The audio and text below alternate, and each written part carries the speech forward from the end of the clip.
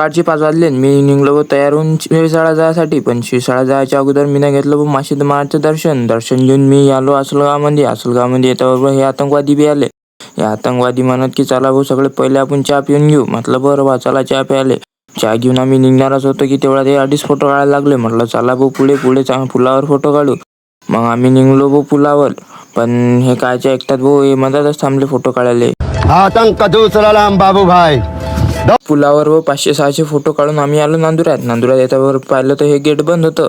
बंद गेट असून बी एक जण अडून जाऊ शकते, तो म्हणजे हा बा. या भावाची KTM घेऊन हा बा निघला भाऊ. आणि तेवढ्यात झालं भाऊ आमचं आक्रमण चालू.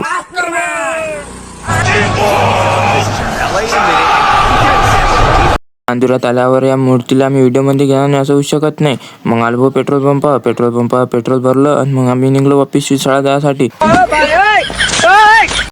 मग आलो बा आम्ही शिरसाळ्यात येताबरोबर या गळ्यानं मला सेल्फी स्टिक दिली व्हिडिओ काढायसाठी. म्हटलं आणि दे बा. मग आम्ही अंदर आल्याबरोबर आम्ही हे सुंदर दृश्य पाहिले. मग आम्ही गेलो व मंदिरात पाहायला गेल्यासाठी. मग पाहायला लागून आम्ही घेतला प्रसाद आणि निघलो मग आता शेगाव जायसाठी. हे म्हणत चला व शेगाव नेऊ.